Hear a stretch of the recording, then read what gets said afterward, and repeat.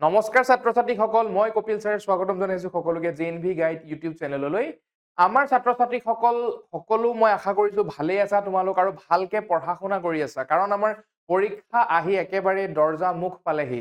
আমাৰ মুধচ পালেহি বুলি মই ক'ব লাগিব পৰীক্ষা আহি তোমালোকে যদি কোনোৱে এতিয়াও পঢ়া শুনা একেবাৰে কৰা নাই শূন্যৰ পৰা তোমালোকে এতিয়াৰ পৰাও আৰম্ভ কৰিব পাৰা আগতেও মই কৈছো যে আমাৰ যোৱা বছৰ তাৰ আগ বছৰ মাত্ৰ এসপ্তাহ 7 দিন 8 দিন ক্লাছ কৰি 10ৰ পৰা 20 জনতকৈ বেছি 2 বছৰ ষ্টুডেন্টছে সিট পাইছে লাষ্ট শেষৰ 7 দিনা পঢ়িও মাত্ৰ এক সপ্তাহ 7 দিনতনো কিমানখিনি পঢ়া হয় সিমানখিনি পঢ়ি আমি যেনেকে কৈছো তেনেকে কাম কৰি আমাৰ মক টেষ্ট দি লৰা ছোৱালীয়ে সিট পাইছে তো তোমালোকেও পাবা যেহেতু তোমালোক প্ৰত্যেকটো বেচ আমাৰ বহুত আগৰ পৰাই যেহেতু ক্লাছ কৰি আছা সকলোৱে সিট পাবা মই আশাবাদী সকলোৱে সিট পাবা আৰু সিট পাবই লাগিব কাৰণ জয় জৱাহৰ নৱোদয় বিদ্যালয় কাৰণ জৱাহৰ নৱোদয় বিদ্যালয় এখন এনেকুৱা প্লেটফৰ্ম যিখনৰ কথা মই যদি এতিয়া ক'বলৈ যাওঁ শেষ নহব হয়তো মই ক্লাছ বিলাকত তোমালোকক সকলোৱে কৈ থাকো যে তাত কি সুবিধাৰ পৰা আদি কৰি কি নোপোৱা তোমালোকে প্ৰায় 30ৰ পৰা 40,000 টকা এক মাহত এটা ল'ৰা বা এজনী ছোৱালীৰ কাৰণে চৰকাৰে খৰচ কৰি আছে তো কিয়নো তুমি সেই সুবিধাটো নোলোৱাকে কিয় থাকা এই সুবিধাটো তুমিও ললে কেনে কি হয়নো তোমাৰ সেই সুবিধাটো তুমিও ললে ভাল হয় কাৰণ তোমাৰ মা দেউতা হয়তো চাকৰি নকৰিব পাৰে হয়তো কাৰোবাৰ দোকান থাকিব পাৰে কাৰোবাৰ খেতি বাতি থাকিব পাৰে হয়তো কাৰোবাৰ দেউতাকে সিকিউৰিটি কৰিব পাৰে কিন্তু যি নকৰক কিয় তোমালোককটো সময়ত সববিলাক বস্তু যোগাৰ দিছে পইচা পাতি যোগাৰ দিছে মোবাইল এটাত তুমি সদায় ক্লাছ কৰিব পাৰিছা নেট পেকৰ পৰা ধৰি ৰিচাৰ্জৰ পৰা সমগ্ৰ বস্তু তোমাক যোগাৰ ধৰিছে তাৰ ফলত তুমিতো কেৱল ভালকে পঢ়িবহে লাগে তোমাকতো দেউতা মায়ে লোহা কাটিবলৈ কোৱা নাই বা বেলেগ কাম কৰিবলৈ পঠোৱা নাই কেৱল তোমাৰ কাম হল পঢ়া স্কুল যোৱা আমাৰ ক্লাছ কৰা আৰু পঢ়া যদি কাৰোবাৰ টিউচন আছে টিউচন কৰা মুঠতে পঢ়া পঢ়া পঢ়া আৰু পঢ়াটোৱেই জীৱন মই কৈছো দুটা যদি খালি ডিব্বা তোমালোকৰ ঘৰত মাহঁতে যে বিস্কুট ভৰাই থয় বা তোমালোকৰ চাউল তাউল ভৰাই থোৱা যিবিলাক ডিব্বা খালি বয়াম তুমি দুটা খালি বয়াম ধৰা এটা খালি বয়ামত ফূৰ্তি এনজয়মেন্ট আছে আৰু এটাত দুখ আৰু কষ্ট আছে ঠিক আছে আৰু দুটা বয়াম খালি কণ্টেইনাৰৰ মাজত এডাল পাইপ দি কানেকশ্যন কৰা গৈছে মানে এটা বটল ধৰি লোৱা তোমাক মই বুজাব বিচাৰিছো ধৰি লোৱা দুটা বালতি আছে সেই বালতিটোত এটা ফুটা কৰি ইটো বালতিৰ এটা ফুটা কৰি মাজত এডাল পাইপ লগাই দিয়া হৈছে তুমি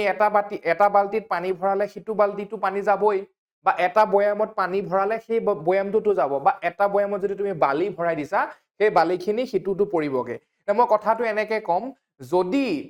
তোমাৰ বয়সটো মই ধৰি লৈছো 25 বছৰ বয়সলৈকে পঢ়া জীৱন বুলি মই ধৰি লৈছো যদি সেই 25 বছৰ বয়সটোত যদি কষ্ট তুমি কৰা কষ্টৰ পৰিমাণটো যদি বঢ়াই গৈ থাকা ইটো বয়ামত কি হৈ যাব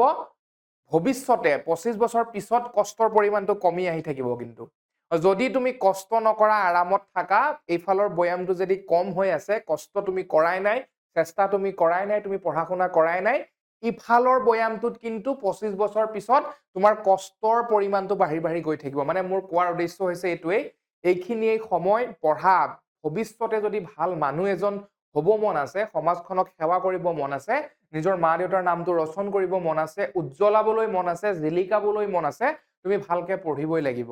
কেৱল পঢ়া পঢ়া পঢ়া মই কৈ আছো আমাৰ নৱোদয় বাছনি পৰীক্ষাৰ কাৰণে যিবিলাক ল'ৰা ছোৱালী আমাৰ ওচৰত ক্লাছ কৰি আছা তোমালোকৰ বয়স 10 11 বা মেক্সিমাম কাৰোবাৰ 12 বছৰ হৈছে এইটো বয়সত তোমালোকে যিমানখিনি কষ্ট কৰিছা নৱোদয়ত সিট পোৱা নোপোৱা ভৱিষ্যতে বহুত কিবা ভাল কাম কৰিবাগে গৈ মই লিখি দিব পাৰো মই বহুতখিনি জ্বলন্ত উদাহৰণ আছে মই জ্বলন্ত উদাহৰণ বিলাকৰ কথা নকওঁৱেই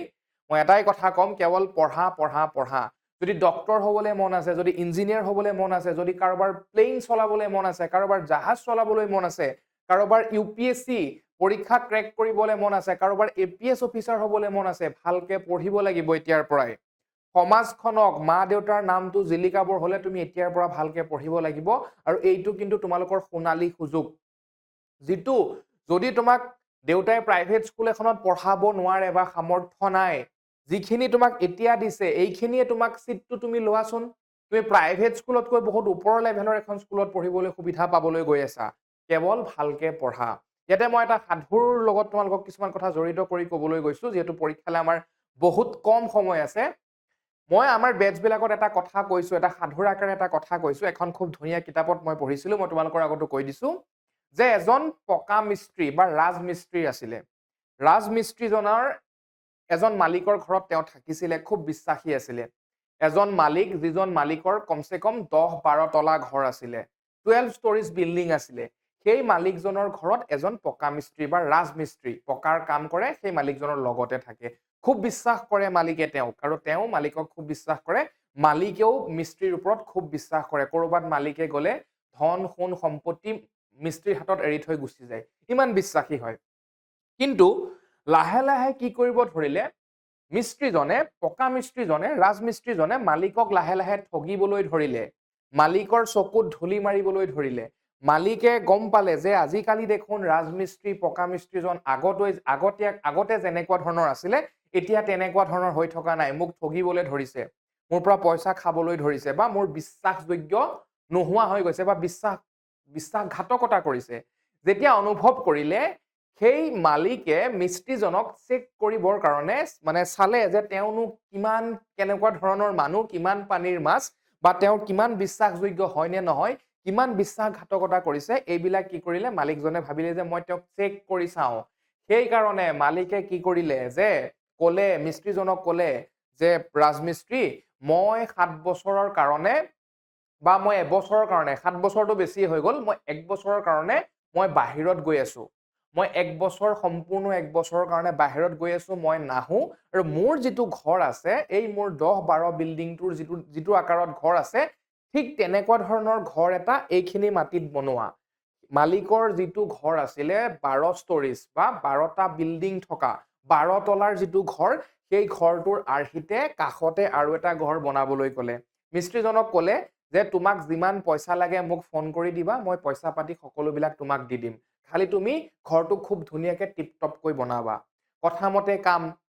মালিক ঘৰৰ পৰা গুচি গ'ল বাহিৰত 1 বছৰৰ কাৰণে। ৰাজমিস্ত্ৰী, পকা মিস্ত্ৰীজনে কি কৰিলে, ঘৰটোতো মালিকৰ বিশ্বাসযোগ্য হোৱাৰ কাৰণে যিমান ভাল বস্তু লগাব লাগে, লোহা ভাল 1 নম্বৰ লোহা লগাব লাগিছিল, চিমেণ্টৰ ক্ষেত্ৰত ভাল চিমেণ্ট লগাব লাগিছিল, ইটা বালি শিলগুটিৰ ক্ষেত্ৰত ভাল যিটো বস্তু ভাল বহুত দিন যাব তেনেকুৱা বস্তু লগাব লাগিছিল বা ব্যৱহাৰ কৰিব লাগিছিল। কিন্তু ৰাজমিস্ত্ৰীজনে কি কৰিলে, পইচাৰ লোভত পইচাৰবিলাক নিজৰ পকেটত ভৰাই যিমান পাৰে বেয়া বস্তুবিলাকহে লগাই থৈ দিলে তাত। যিমান পাৰে বেয়া বস্তু, ধৰি লওক লোহা একেবাৰে কম দামৰ লোহাটো লগালে, চিমেণ্ট একেবাৰে কম দামৰ, শিলগুটি বালি একেবাৰে কম দামৰ লগাই দিলে। তেনে ফলত কি হ'ল, ঘৰটো যিমান টনকিয়াল হ'ব লাগিছিল, যিমান ষ্ট্ৰং হ'ব লাগিছিল, সিমান ষ্ট্ৰং জনিত নহ'ল, বা সিমান টনকিয়াল নহ'ল, সিমান মজবুত নহ'ল। মালিকে অলৰেডি মালিকে গম পায় যে সেইজনে তেনেকেই কাম কৰিব মিস্ত্ৰীজনে। পিছত 1 বছৰ পিছৰ কথা, মালিক ঘূৰি আহিল, মালিকে ঘূৰি আহি দেখিছে, ঘৰটো দেখিছে, ভালেই বনাইছে, কিন্তু ভিতৰত বস্তুবিলাক বেলেগ বেয়া বস্তু লগাই দিছে। তাৰপিছত মালিকে কি ক'লে, মিস্ত্ৰীজনক তাৰিফ কৰিছে, বাহ ৰাজমিস্ত্ৰী, তুমি বহুত ধুনীয়া ঘৰ বনাই দিলা, ফাইলাখ মোৰ ঘৰটোৰ দৰে একেই হৈছে। কিন্তু এতিয়া মালিকে কি ক'লে শুনিবা, ইণ্টাৰেষ্টিং। মালিকে ক'লে যে এই ঘৰটো তোমাক মই কিয় বনাবলৈ দিছিলো গম পোৱা নে? এই ঘৰটো তুমি যে মোৰ কাৰণে ইমান বিশ্বাসযোগ্য, মোক যে ইমান বিশ্বাস কৰা, মোৰ কথা শুনা, সেই কাৰণে এই ঘৰটো মই তোমাক গিফ্ট দিবৰ কাৰণে বনাব কৈছিলো। মালিকে সেই ঘৰটো সেই পকা মিস্ত্ৰীজনক যে বনাব দিলে, সেই মিস্ত্ৰীজনকে গিফ্ট দিব বিচাৰিছিল, সেই মিস্ত্ৰীজনৰ কাৰণেই বনাব দিছিল। কথাটো কি হ'ল চোৱা, মিস্ত্ৰীয়ে যদি গম পালে হয় যে ঘৰটো তেওঁৰ নিজৰ কাৰণে বনাব দিছে, তেওঁ বহুত ভাল বস্তু ব্যৱহাৰ কৰিলে হয়। তেওঁ ভাবিলে মালিকে নিজৰ কাৰণে ঘৰটো বনাইছে, সেইকাৰণে কি কৰিলে, যিমান পাৰে বেয়া বস্তুবিলাক লগাই, লোহা ইটা শিল বালি চব বেয়া ধৰণৰ বা কম দামৰ লগাই বনাই দিলে। পিছত তেওঁৰ কিমান ডাঙৰ লোকচান হ'ল, ৰাজমিস্ত্ৰীজনৰ কিমান ডাঙৰ লোকচান হ'ল দেখিলানে? পিছত কথাটো এই সাধুৰ আকাৰত যিটো মই ক'লো, এইখিনিৰ পৰা এটা কথাই গম পোৱা হ'ল যে তুমি বিশ্বাসযোগ্য হ'ব লাগিব, আৰু তুমি আত্মবিশ্বাসী হ'ব লাগিব। বিশ্বাসৰ পৰা আহিলে আত্মবিশ্বাসী, যে তুমি চিট পাবাই। আৰু এটা মই কথা ক'লো কি, সেই মিস্ত্ৰীজনে কি হ'ল, চকুত ধূলি মাৰিলে, মালিকৰ চকুত ধূলি মাৰিলে, মালিকক মিছা কথা ক'লে। এতিয়া তোমালোকেও সেইটো কামেই কৰি আছা, মা দেউতাক তোমালোকৰ মিছা কথা কৈ আছা। পঢ়ো বুলি কৈ তোমালোকে টেবুলত কিতাপখন মেলি বহা হয়, কিন্তু নপঢ়া। তোমালোকৰ মাথাটো বেলেগত থাকে, তোমালোকৰ মনোযোগ বেলেগত থাকে। পঢ়ো বুলি তোমালোকে কিতাপখন লৈ পঢ়া, হয়তো কোনোবাই 4-5 ঘন্টা এনেই বহি থাকা, সেইটো কাম নকৰিবা। যদি তোমাৰ পঢ়িব মন নাই, শুই থাকিবা। কিন্তু পৰীক্ষা পালেহি শুই থাকিলেতো নহব মনোযোগ লগাই পঢ়িব লাগিব কিছুমান ল'ৰা ছোৱালীয়ে কি কৰে পঢ়াৰ টেবুলত বহি মায়ে কি বনাই আছে সেইবিলাক মনত পৰি থাকে সেইবিলাক মনত পৰি থাকিলে নহব কালি অমুকত বিয়া আছে কালি অমুকৰ বাৰ্থডে আছে কালি অমুকৰ সকাম আছে সবাহ আছে সেইবিলাক যদি তোমালোকৰ মনত চলি থাকে তুমি কেনেকে পৰীক্ষা ভাল কৰিবা কেনেকে তোমাৰ পঢ়াত মনোযোগ দিবা আমাৰ ইমান বিলাক ল'ৰা ছোৱালীৰ ভিতৰত কিছুমান ল'ৰা ছোৱালী এনেকুৱা আছে যি নেকি এতিয়া এইটো বয়সত 12 ঘণ্টাকৈ পঢ়ি আছে যাক নেকি আমি মোটিভেট কৰিব আৰু কোনো দৰকাৰ নাই সিট পাবই মানে ঠিক আছে তো সেইখিনি কথাটো মই আশাবাদী যে তোমালোকে দেউতা মাৰ চকুত ধুলি নিদিয়া তাতোতকৈ বেছি নিজক ধুলি নিদিয়া নিজৰ চকুত ধুলি নামাৰা মানে নিজকে নঠগিবা কেতিয়াও পঢ়া শুনাৰ ক্ষেত্ৰত কেতিয়াও নঠগিবা কাৰণ তুমি পঢ়ি তুমি সিট পাবা আমাৰ 80টা সিট আছে প্ৰত্যেকখন ডিস্ট্ৰিক্টত 80টা সিট আছে 80টাৰ লগত কম্পিটিশন কৰিব নালাগে তুমি নিজৰ লগত কম্পিটিশন কৰা তোমাক এটা সিট লাগে 80টাৰ ভিতৰত তোমাক এটাই সিট লাগে আৰু সেই সিটটোৰ কাৰণে তুমি নিজৰ লগত কম্পিটিশন কৰা মানে তুমি নিজকে চেক কৰা পৰীক্ষা এটা দিছা পৰীক্ষাটোত যদি তুমি 80টা প্ৰশ্নৰ ভিতৰত 60টা প্ৰশ্নহে পাৰিছা তুমি বেলেগৰ কথা চাব নালাগে তুমি চেষ্টা কৰাচোন মই নেক্সট পৰীক্ষাটোত কেনেকৈ 62টা দুটা প্ৰশ্ন বেছি শুদ্ধ কৰো তাৰ পিছৰ পৰীক্ষাটোত কেনেকৈ আৰু তিনটা প্ৰশ্ন বেছি শুদ্ধ কৰো তেনেকৈ গৈ কেনেকৈ 80টাৰ ভিতৰত 80টা প্ৰশ্নই শুদ্ধ কৰো সেইটো তোমাৰ বিবেকত চলিব লাগিব নিজৰ লগতে কম্পিটিশন হ'ব লাগিব পৃথিৱীখন ঘূৰণীয়া ঠিক আছে পৃথিৱীখন ঘূৰণীয়া তুমি যেনেকৈ ভাবা তোমাৰ নিচিনাকৈ আৰু 10টাই ভাবি আছে ঠিক আছে কিন্তু তুমি কথাবিলাক অলপমান বেলেগ ধৰণে ভাবিব লাগিব তুমি সকলো যিটো ৰাস্তাত গৈ আছে সেইটো ৰাস্তাত গৈয়ে আছে সকলোবিলাক তুমি যদি সেই যিখিনি জেগাত যাব বিচাৰিছা সেইখিনি জেগাত যদি অকমান বেলেগকে গৈ চাওঁ বুলি কৈ গৈছোৱা পঢ়া শুনাৰ ক্ষেত্ৰত সেইটো কৰিবা মই ক'বাত ৰাস্তাত যোৱা কথা বুজাব বিচাৰিছো জাস্ট পঢ়া শুনাৰ ক্ষেত্ৰত সেইটো কৰিবা বেলেগে যিটো কৰি আছে অকমান বেলেগ ধৰণকে পঢ়ি চাবাচোন তুমি কথাটো তেনেকুৱা ধৰণৰ তো মই আশা কৰিছো তোমালোকে সকলোৱে বুজি পাইছা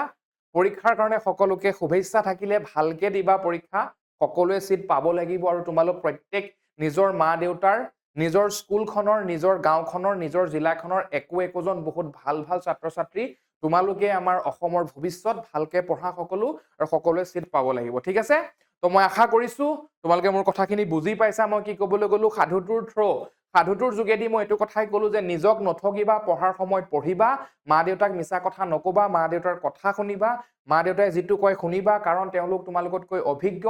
আমাৰ কথা শুনিবা আৰু মা দেউতাৰ কথা শুনিবা আৰু বিশেষকৈ নিজে নিজক নঠগিবা পঢ়ো বুলি ক'লে পঢ়িবাই অন্য মনস্ক হৈ নাথাকিবা আৰু মা দেউতাক দেখাই কিতাপখন সেই মিস্ত্ৰীজনৰ নিচিনা মালিকক দেখাই ঘৰটো ভালকে বনাই থৈ দিলে নহব